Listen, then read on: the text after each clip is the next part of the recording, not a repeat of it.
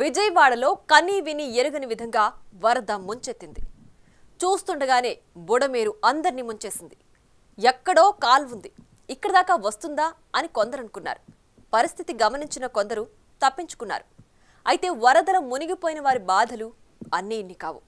పిల్లలు, మహిళలు, బాలింతలు, గర్భిణులు, వృద్ధులు ఇలా అందరూ పడ్డ ఇబ్బందులు అన్నీ ఇన్ని కావు. ఫ్లాష్ ఫ్లడ్స్ సృష్టించిన విలయం ఒక ఎత్తైతే ఈ స్థాయి సమస్యను వెంటనే గుర్తించి చేపట్టిన హై లెవెల్ రెస్క్యూ ఆపరేషన్ మరో ఎత్తు. ప్రాణ నష్టం చాలా తగ్గించి నీళ్లు, ఆహారం అందించడం, వరదల్లో చిక్కుకున్న వారిని సాధ్యమైనంత వేగంగా బయటకు తేవడం వెనుక చాలా కృషి జరిగింది. నిద్రాహారాలు లేకుండా పనిచేయడం, అందరూ సామాజిక బాధ్యతగా భావించి ముందుకు రావడంతోనే రెస్క్యూ సక్సెస్ అయింది.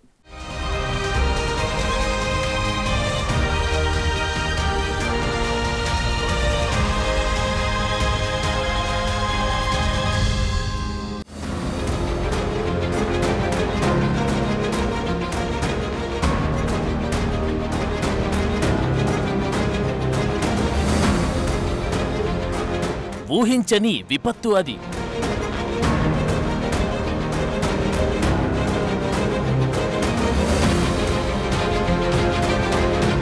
చూస్తుండగానే ఇళ్లన్నీ మునిగిపోయాయి.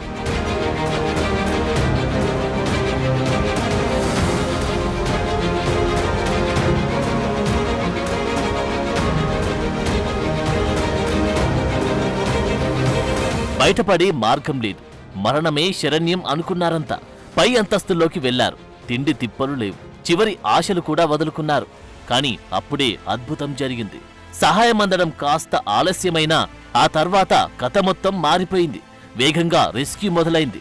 కేంద్రం నుంచి హెలికాప్టర్లు రావడం మొదలు ఆర్మీని రప్పించడం, అందుబాటులో ఉన్న పెద్ద డ్రోన్లలో ఆహారం సప్లై చేయడం, ప్రైవేటు బోట్లను రప్పించడం, విజయవాడ సహా చుట్టుపక్కల జిల్లాల హోటల్ యజమానులను ఒప్పించి ఆహారం తయారు చేయించడం, బుడమేరు గన్లు పూడ్చే దగ్గర ఇరిగేషన్ మంత్రిని పెట్టడం, ఇతర మంత్రులకు తలా ఓ బాధ్యత అప్పగించడం, సహాయ చర్యలు వేగంగా నడిచేలా చూడడం.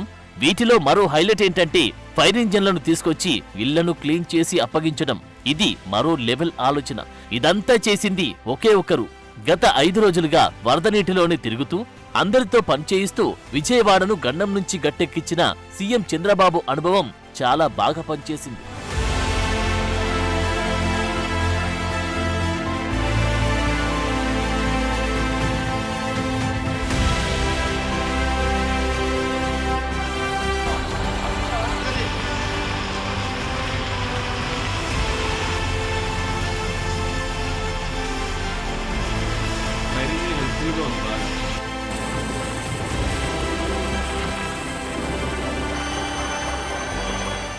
గవర్నమెంట్ పరంగా అయితే అసలు ఇంత ఫాస్ట్గా ఇది జరుగుతుంది అనుకోలే.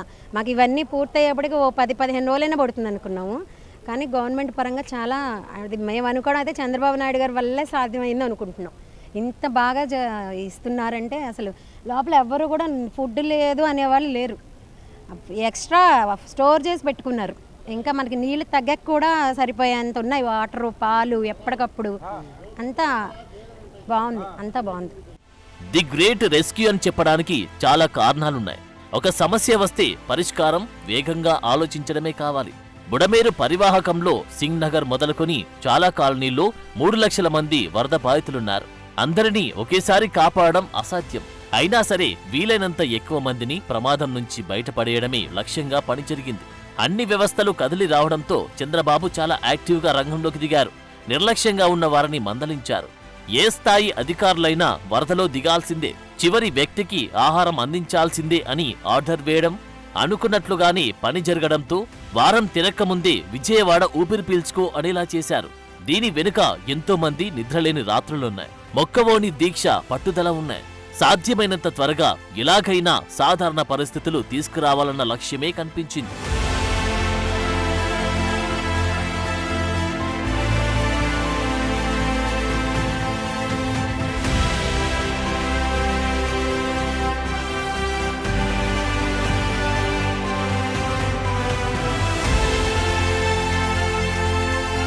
మొదట్లో చాలా మందికి నీళ్లు, ఆహారం అందలేదు. కేవలం మెయిన్ రోడ్ల వరకు బోట్లు వెళ్లి వచ్చాయి. అక్కడున్న వారికి ఫుడ్ అందింది. ఇక గల్లీల్లో ఉన్న వారి పరిస్థితి గగనంగా మారింది. రోజులు లెక్కబెట్టడమే మిగిలింది. పైనున్న వాటర్ ట్యాంకుల్లోని నీళ్లు తాగి ప్రాణాలు దక్కించుకున్న వారు ఎందరో ఉన్నారు. తమ గోడు కూడా ఆలకించాలని వేడుకున్నారు. బతుకు జీవుడా అని బయటపడిన వారు విమర్శలు కూడా చేశారు. అన్నీ అందిన వాళ్ళకి అందుతున్నాయని, తమకేది దక్కకుండా పోయిందని ఆగ్రహించారు కూడా. ఎవరు రావట్లేదండి. ఏ విధమైనటువంటి చోట్ల హెలికాప్టర్లు తిరగడం తప్పితే ఏ విధమైన సహాయం మాకు అందలేదు. కనీసం మంచినీళ్ళు కూడా అందలేదండి. ఎన్ని కిలోమీటర్లు నడిచి వస్తున్నారు ఇక్కడికి? మేము 1.5 కిలోమీటర్ నుంచి వస్తున్నామండి. మొత్తం లోపలంతా కూడా అలాగే ఉంది. కనీసం వాటర్ అయినా సప్లై చేస్తుంటే బాగుండేదండి. మాకు ఎవరు కనీసం చూసింది లేదు, వాలంటీర్స్ రాలేదు. 3 డేస్ నుంచి అండి ఎవ్వరు పట్టించుకోలేదు సార్ మమ్మల్ని.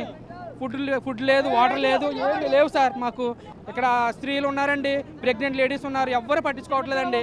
అంటే ఓన్లీ స్లమ్ను మాత్రమే చూస్తారండి, మిగిలిన వాళ్ళు చూడరా? వాళ్ళు మనుషులు కాదు అసలు, వాళ్ళని పట్టించుకోరా? ఎంత అపార్ట్మెంట్లో ఎన్డీఆర్ఎఫ్ వాళ్ళు 10 మంది ఎక్కి పడవల్లో తిరుగుతారు తప్ప 2-3 తెస్తున్నారు. తినడానికి తిండి లేదు, తాగడానికి నీళ్లు లేవు, ఏమీ లేవు. పిల్లలండి 3 రోజుల నుంచి ఎండ వాన లేకుండా మేడ పైన ఉంటే బోటువే రాలేదు ఇప్పుడు దాకా. ఎన్నిసార్లు వాళ్ళని రిక్వెస్ట్ చేశాము. కానీ 2 రోజులు తిరిగేసరికి పరిస్థితి అంతా మార్చేశారు సీఎం చంద్రబాబు నాయుడు.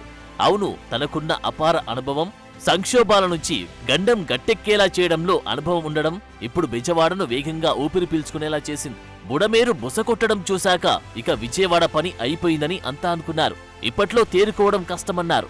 జనం కూడా తట్టాబుట్టా సర్దుకొని వెళ్లిపోయారు. వారికి మిగిలింది కూడా కట్టుబట్టలే. కోలుకోవడానికి ఇంకెన్నాళ్ళో పడుతుందనుకున్నారు. 3 లక్షలకు పైగా వరద బాధితులు మిగిలారు. ఇంతమందికి ఆహారం పెట్టడం, నీళ్లు అందించడం, సురక్షిత ప్రాంతాలకు తరలించడం, పునరావాస కేంద్రాలు ఏర్పాటు చేయడం ఇదంతా అసాధ్యమనుకున్నారు.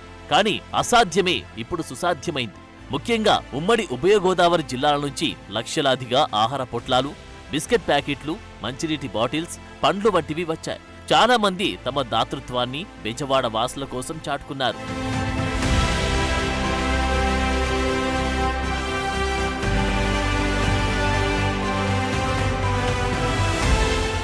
గుంటూరు జిల్లా నుంచి మొత్తం 300 వాహనాలు ఇక్కడికి వచ్చినాయి. ఈ వాహనం ద్వారా 25 కేజీలు రైస్ బ్యాగు, 2 కిలోలు ఆలుగడ్డలు, 2 కిలోలు ఉల్లిపాయలు, 1 కేజీ కందిపప్పు, కేజీ పంచదార, 1 కేజీ నూనె ప్యాకెటు, అలాగే 2 నూడిల్స్ ప్యాకెట్లు, 6 యాపిల్స్, 3 వాటర్ బాటిల్స్, దాంట్లోనే మనకు పాల ప్యాకెట్లు 2 లీటర్వి 2 ప్యాకెట్లు ఉన్నాయి. ఆ కవర్ బ్యాగ్ కూడా కలిపి ఒక కిట్గా ఏర్పాటు చేసి లబ్ధిదారులకి ఇంటి దగ్గరికి వెళ్ళి ఏ ఏరియా అయితే చెప్తారో మనకి ఒక సచివాలయం ఏర్పాటు చేస్తారు, విఆర్ఓ గారిని ఏర్పాటు చేస్తారు. మనం ఆ ఏరియాకి వెళ్ళి పలానా ఏరియాలో పంచమని చెప్పినప్పుడు లబ్ధిదారుని పిలిచి ఆధార్ కార్డు కానీ రేషన్ కార్డు కానీ కొట్టి వాళ్ళ చేత ఏలుముద్రలు వేయించుకొని మనం వాళ్ళకి పంపిణీ కిట్టు ఇవ్వడం జరుగుతుంది. సమస్య పెద్దది, ఒక ప్రభుత్వంతో అయ్యే పని కాదని సీఎం చంద్రబాబుకు అర్థమైంది. అందుకే ఇదో సామాజిక బాధ్యతగా తీసుకొని అంతా స్వచ్ఛందంగా ముందుకు రావాలని పిలుపునిచ్చారు. తలో చెయ్యి వేసి వరద బాధితులను ఆదుకోవాలన్నారు. దీంతో అంతా కదిలారు. పెద్ద డ్రోన్లతో మందులు పిచికారీ చేసే రైతులు వాటిని పట్టుకొని విజయవాడకు వచ్చేశారు. ఇతర కమర్షియల్ పనుల్లో డ్రోన్లు వాడేవారు రంగంలోకి దిగారు. తొలి సక్సెస్ అక్కడే కనిపించింది. ఎందుకంటే బోట్లు వెళ్లలేని ప్రాంతాలు చాలానే ఉన్నాయి. సో సరిగ్గా టైం మీద ఈ పెద్ద డ్రోన్లకు ఆహార పొట్లాలు కట్టి రంగంలోకి దింపారు. బిల్డింగ్లపై ఉన్న వారికి వీటితోనే ఆహారం సప్లై చేశారు. ఇలా 30కి పైగా పెద్ద డ్రోన్లతో 10,000కు పైగా ఫుడ్ ప్యాకెట్లను పంపించారు. నిజానికి అన్ని ఆర్మీ హెలికాప్టర్లే చేయాలంటే కుదరని పని.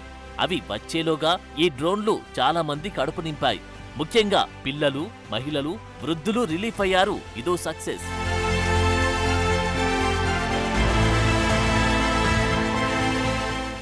అదే నేననేది మానవతా దృక్పథంతో ఆలోచించమంటున్నాను. మన కుటుంబ సభ్యుడు ఒకడు చనిపోతే ఏ విధంగా ఫీల్ అవుతామో ఆ విధంగా అధికార యంత్రాంగం ఫీల్ కావాల్సిన అవసరం ఉంది. అధికార యంత్రాంగమే కాదు, సమాజం కూడా. సమాజంలో హితం అనేది మరి మనం చనిపోతే ఎవడు తీస్తాడు రేపు? ఆ ఆలోచన ప్రతి ఒక్కరికి రావాల్సిన అవసరం ఉంది. అందుకే చెప్తున్నా, చాలా గట్టిగా చెప్తున్నా. 1-2 కాదు, నేను చాలా చూశాను ఇవన్నీ. అవి చూసిన తర్వాత నాకు చాలా బాధ కలిగింది. ఆ బాధే ఇక్కడ రిఫ్లెక్ట్ చేస్తున్నా. చాలా స్టబర్న్గా ఉంటాను. దృఢ సంకల్పంతో మనస్సును కూడా స్థిమితం చేసుకొని చెప్తున్నాను. Now everybody has to act. No excuses. I am very clear on that. So అన్ని రకాలుగా కథ మార్చేశారు చంద్రబాబు. వరద బాధితులకు బాధ లేకుండా చేశారు. తక్కువ టైంలో షార్ప్గా రియాక్ట్ అవ్వడం వల్లే జనాన్ని తట్టుకొని నిలబడేలా చేయగలిగారు.